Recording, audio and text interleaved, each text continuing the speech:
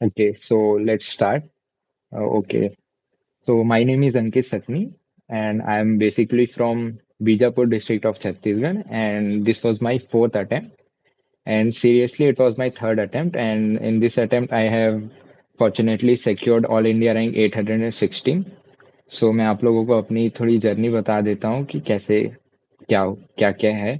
So my optional is sociology, and this was my fourth attempt, and basically I have mostly prepared online only, और मैं ज़्यादा दिन दिल्ली में नहीं था.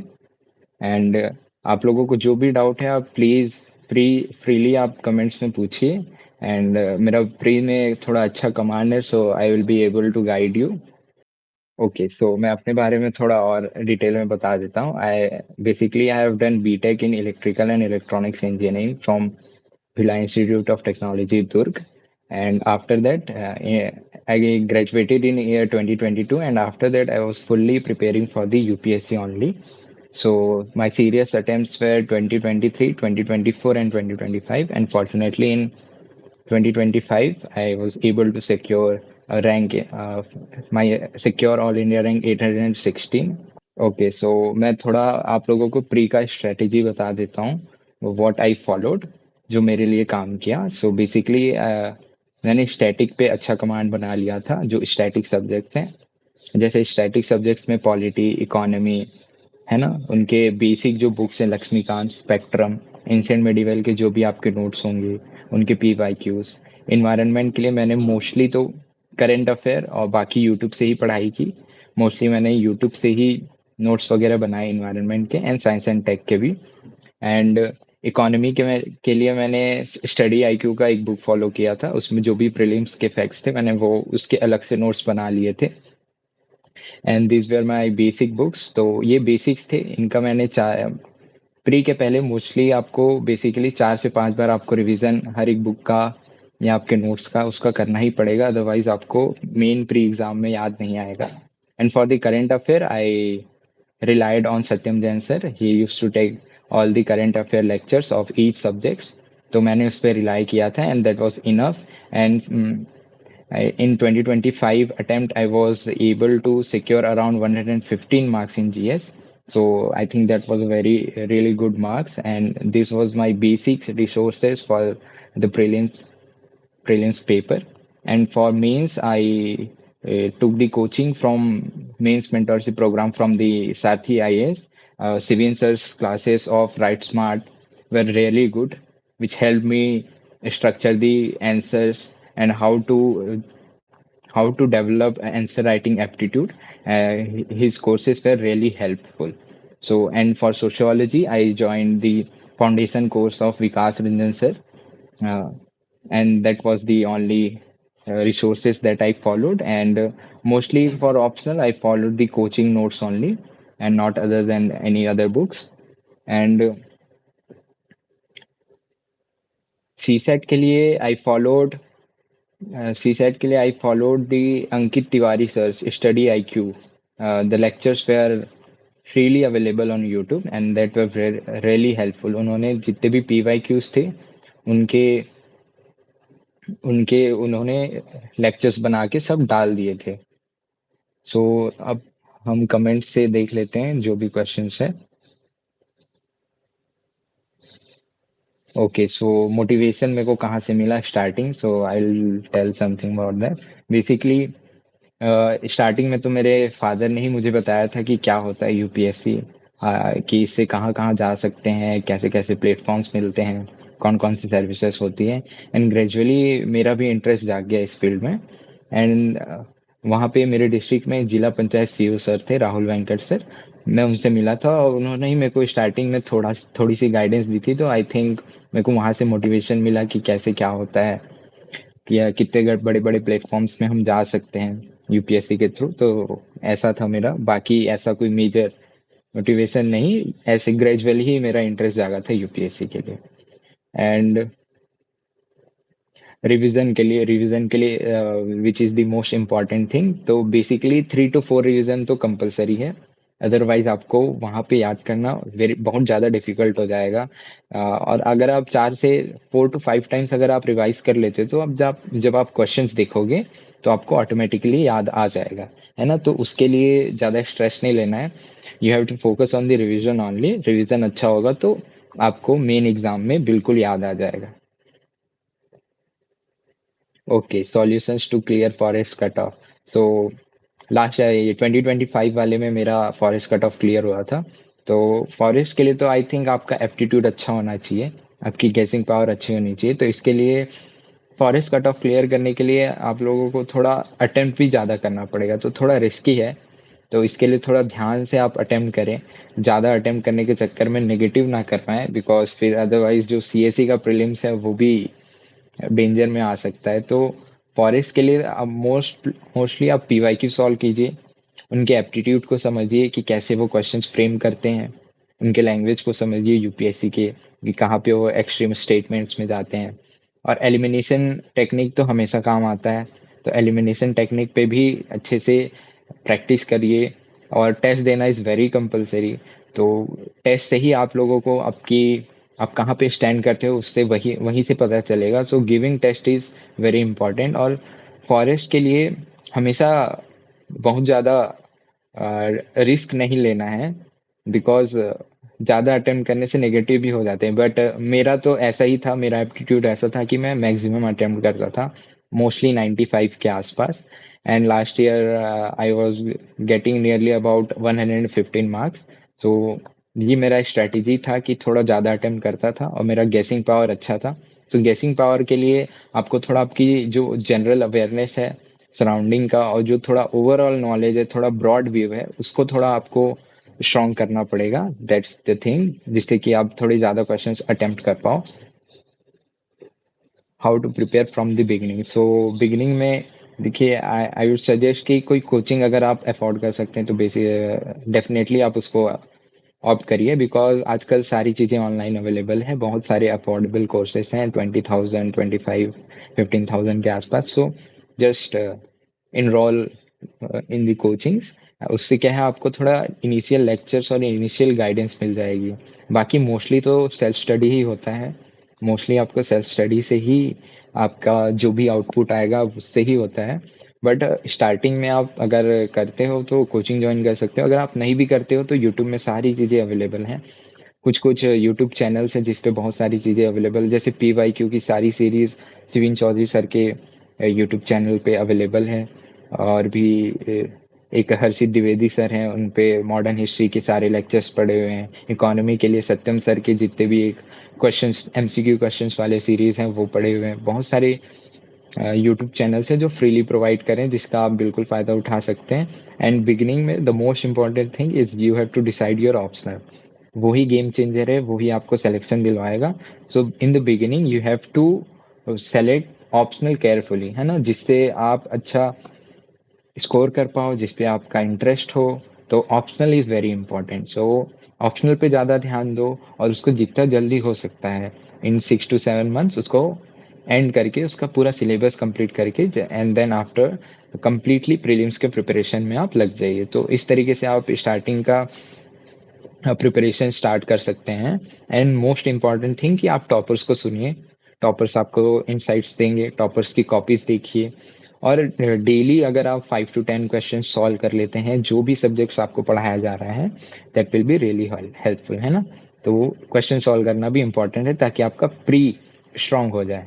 और इस तरीके से आप बाकी जो इंपॉर्टेंट सब्जेक्ट्स हैं उनको पहले उठाइए, जैसे कि पॉलिटी हो जाता है, इकोनॉमी हो जाता है। इन पे बेसिक बेसिक कॉन्सेप्ट्स हैं, तो इनको समझना बहुत इंपॉर्टेंट है। तो इन सब्जेक्ट्स को पहले उठाइए और एक सब्जेक्ट्स के लिए सिर्फ एक ही सोर्स को फॉलो करिए, एक बुक को फॉलो करिए। इट्स नॉट इम्पॉर्टेंट कि आप नंबर ऑफ बुक्स को फॉलो करें, वो आउटपुट नहीं देता है। एक सब्जेक्ट एक ही रिसोर्स को फॉलो करोगे तो it will give a better output.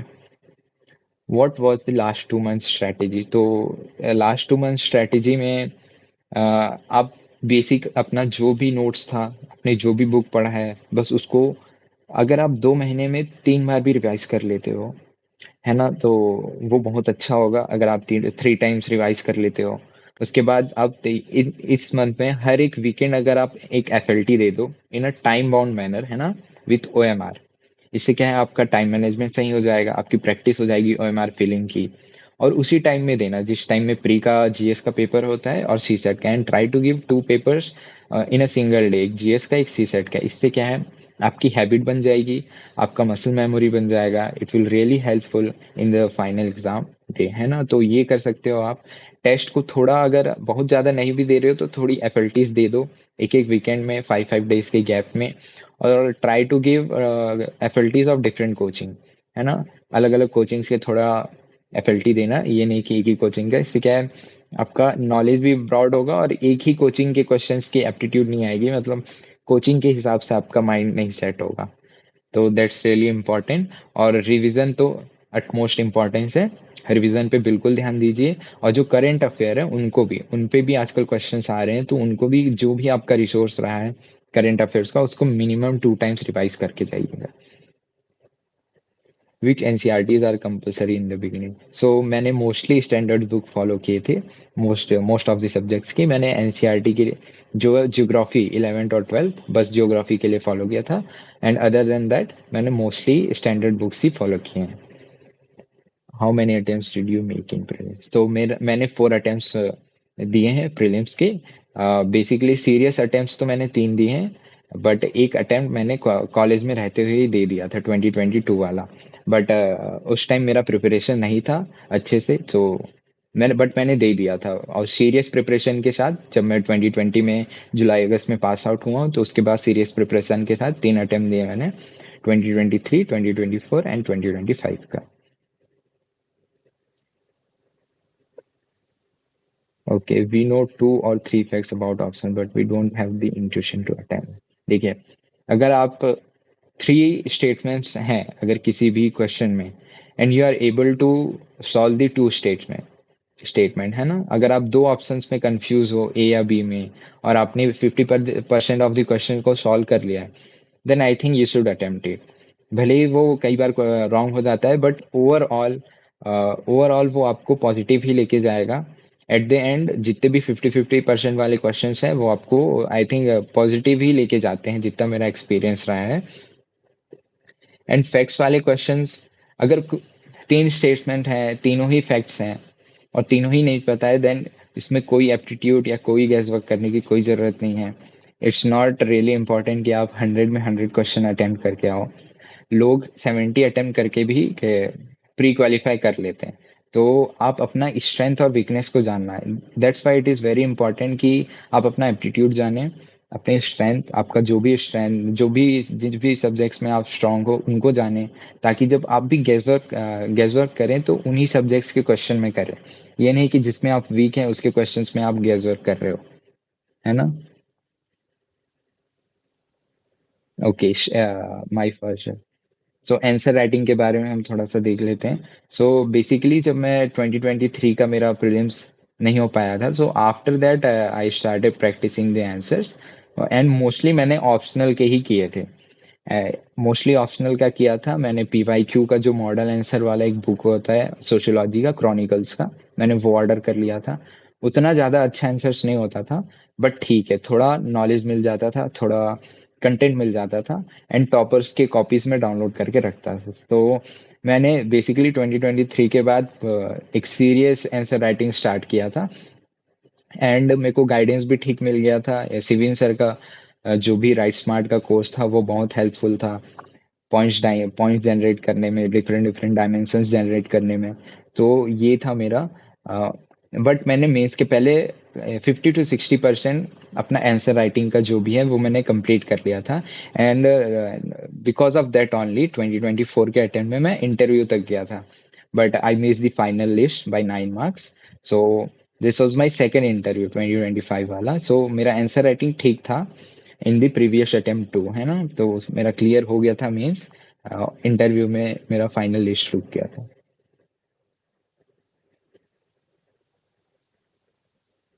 Okay, ये जस्ट जो कॉलेज में गए हैं तो।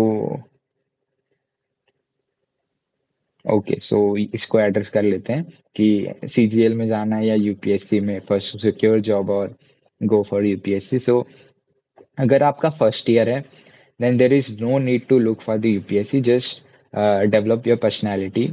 अपने जो भी सब्जेक्ट्स हैं, जो भी कॉलेज के एकेडमिक्स हैं, उस पे ध्यान दो, है ना। आखिरी अगर आप लास्ट ईयर में कोई भी कोचिंग ज्वाइन करते हो then it's much better. Starting से ही यूपीएससी में अगर आप जाओगे तो देर इज द चांस कि आपकी पर्सनैलिटी वैसी डेवलप ना हो पाए, आपकी थिंकिंग वैसी डेवलप ना हो पाए। तो try to participate in extra curricular activities, that will also help, है ना। पहले से ही नहीं करना है। एंड ये सीजीएल का जो है, आई वुड सजेस्ट कि आप मिनिमम टू ईयर्स दीजिए, मिनिमम 2 अटेम्प्ट्स दीजिए, सीरियस अटेम्प्ट्स आफ्टर कॉलेज। अगर उसके बाद नहीं होता है बट सीरियसली पढ़ाई करना है, every day you have to study for 8 to 9 hours, है ना। अगर आप सीरियसली पढ़ाई करोगे, 2 अटेम्प्ट्स दे दोगे, अगर उसके बाद नहीं होता है then go for the CGL and other things. Because in 2 सालों में अगर आप अच्छे से मेहनत कर लेते हो देन आपका नॉलेज बेस भी बहुत अच्छा होगा, और आपकी पढ़ने की जो डिसिप्लिन है वो भी बहुत अच्छा होगा। तो सीजीएल निकालना will not be a big thing. So आप वो निकाल लोगे। सो आई विल सजेस्ट कि पहले 2 साल आप यूपीएससी को फुल टाइम प्रिपरेशन और 2 अटेम्प्ट फुल टाइम प्रिपरेशन के साथ दीजिए। उसके बाद देखिए क्या होता है। अगर उसमें नहीं होता है then go for this SSC. Okay, so online coaching जो है, देयर इज अ क्वेश्चन कि हमें पूरा रिलाई करना है या नहीं।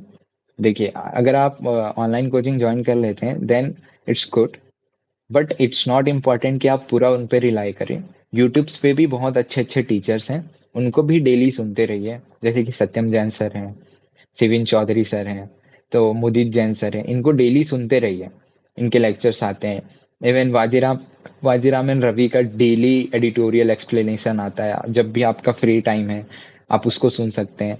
सो not to rely completely on whichever the coaching you have enrolled, but आप थोड़ा डाइवर्सिफाई करते रहिए, different different teachers, different different toppers, उनको सुनते रहिए, ताकि आपका भी जो भी पर्सपेक्टिव है, जो भी इंसाइट्स है वो ब्रॉड हो और वो आपको ज़्यादा हेल्प करेगा। 1 पेजर नोट्स तो आपको अगर बनाने हैं तो मिनिमम 4 रिवीजन आप करिए, उसके बाद 1 पेजर नोट्स बनाइए। 3 to 4 रिवीजन आप करिए, उसके बाद 1 पेजर नोट्स बनाएंगे तो आप समझ पाएंगे कि क्या इंपॉर्टेंट है, क्या आपको याद नहीं रहता है, आप उसका ही 1 पेजर नोट्स बनाएंगे।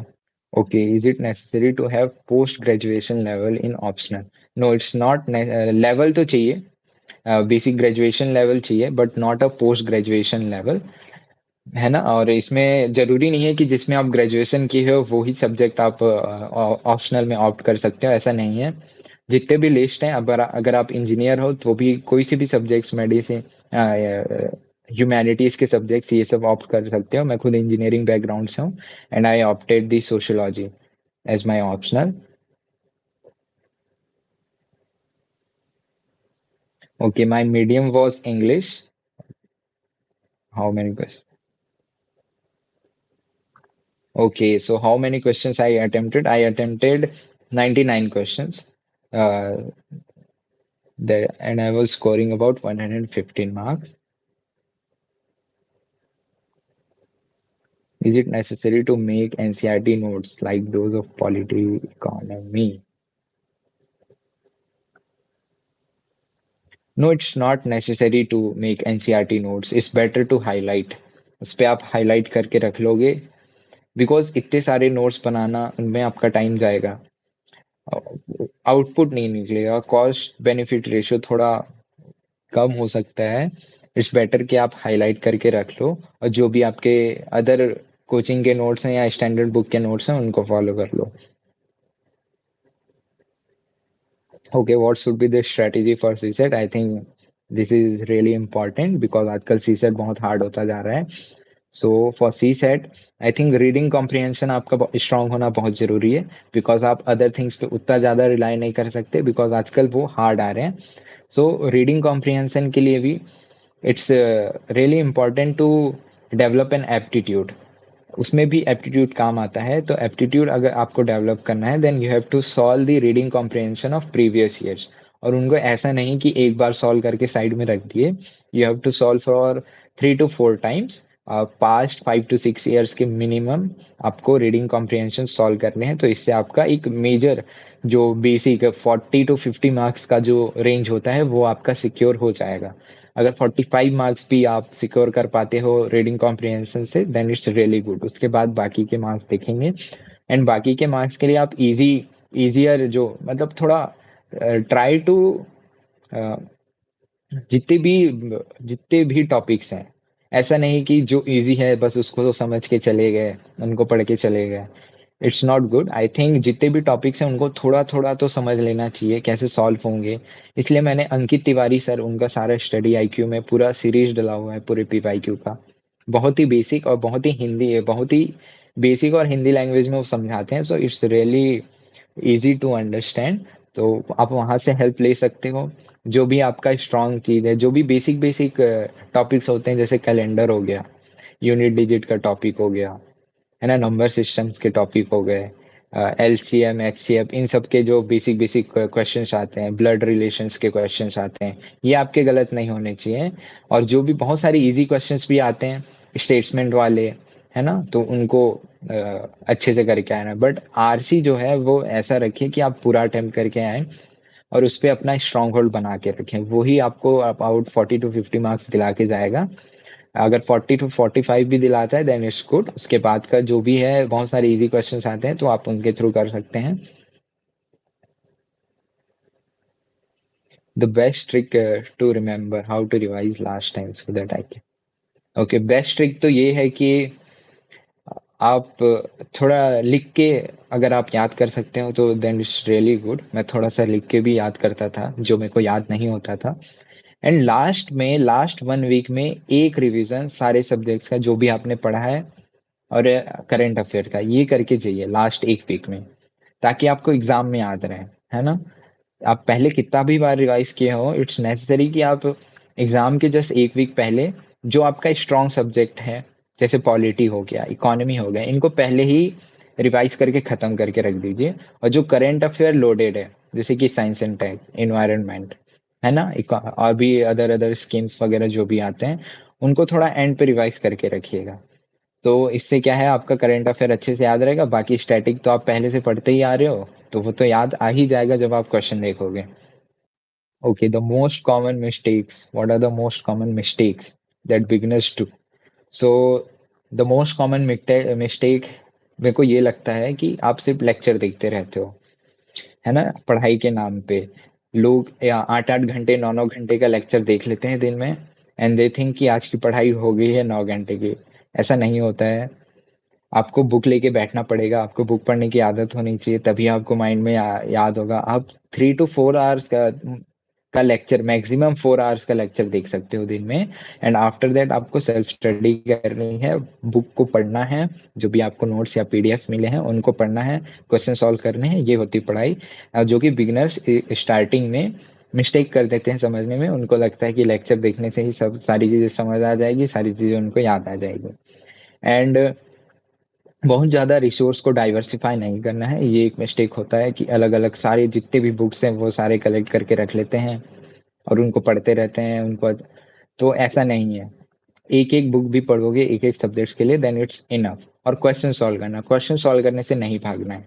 आई नो स्टार्टिंग में लगता है कि कौन क्वेश्चन सॉल्व कर रहे हैं, क्या पता गलत हो जाएंगे, कम मार्क्स आ जाएंगे। ऐसा डरना तो बिल्कुल नहीं है। स्टार्टिंग से ही आप प्रीलिम्स के क्वेश्चन सॉल्व करना शुरू कर लीजिए। Okay, I am from third year college and scared.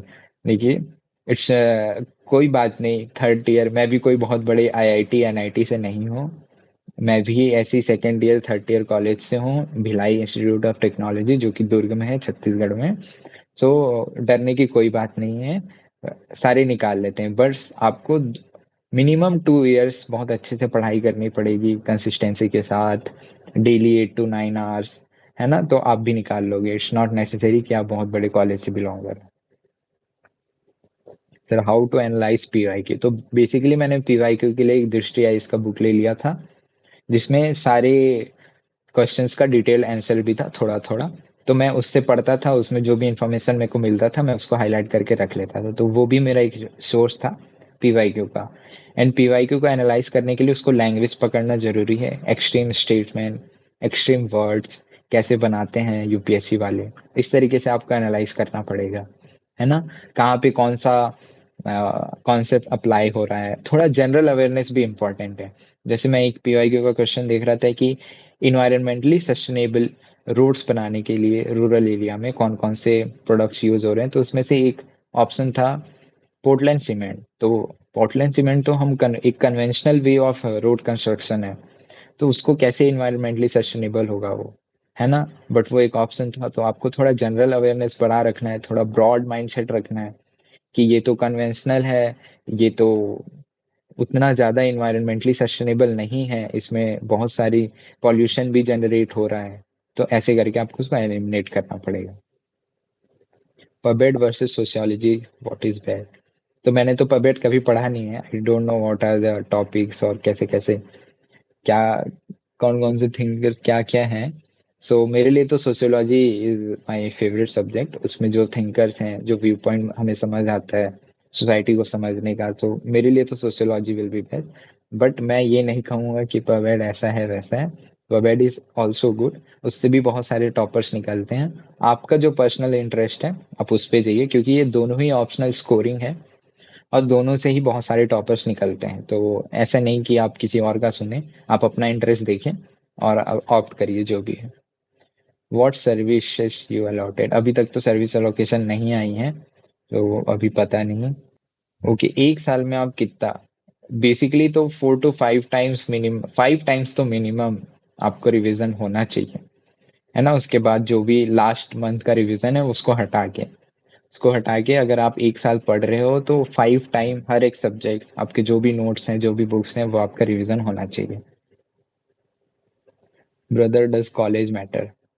थोड़ा सा कर सकता है, आई थिंक इंटरव्यू में थोड़ा सा कर सकता है कि आपका बैकग्राउंड, आपकी थोड़ा इमेज बना दे अगर आपका बहुत अच्छा कॉलेज है।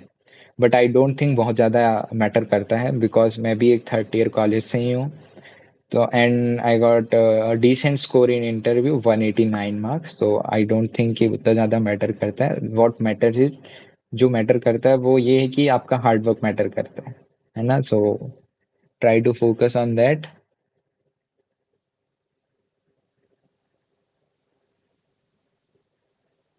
इन्वायरमेंट एंड इकोलॉजी के लिए रिसोर्स तो मोस्टली मैंने तो ये यूट्यूब से ही पढ़ा है, उससे ही नोट्स बनाए हैं। ये मोस्टली आपको इन्वायरमेंट का तो आपको जितने भी स्पीसीज हैं और जो भी मैपिंग है वो सबसे इम्पॉर्टेंट है, तो ये आपको करंट अफेयर से मिलेगा।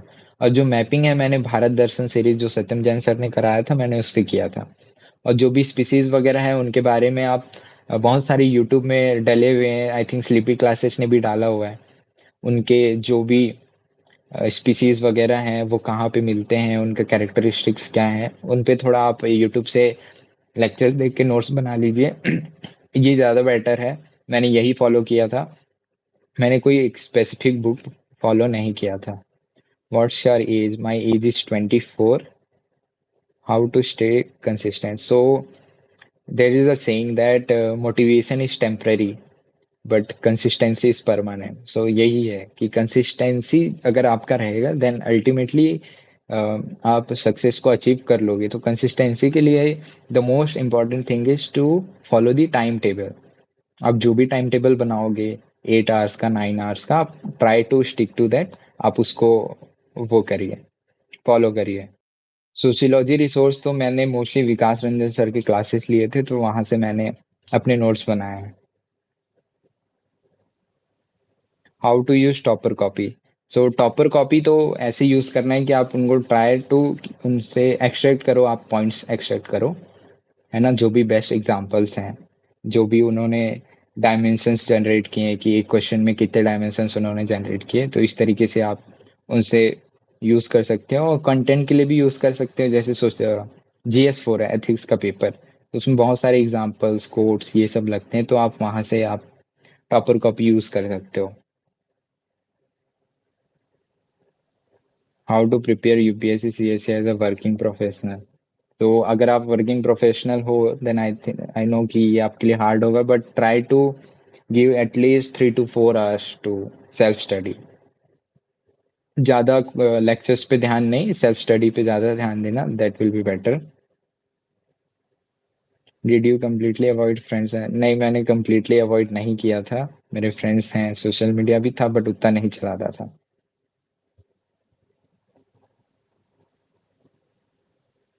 ओके, जो जीएस पेपर में जो आंसर राइटिंग है तो वो सिंपल लैंग्वेज में होना चाहिए।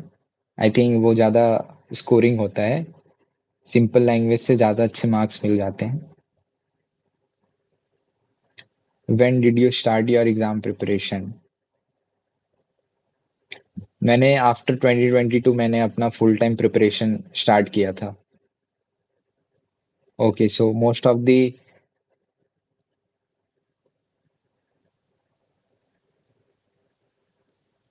डाउट्स तो हो गए हैं। Source of polity for mains, तो मेंस के लिए पॉलिटी के लिए मैंने माथुर सर एक हैं, जीएस 2 पढ़ाते हैं आई थिंक, उनका नाम थोड़ा मैं भूल रहा हूँ।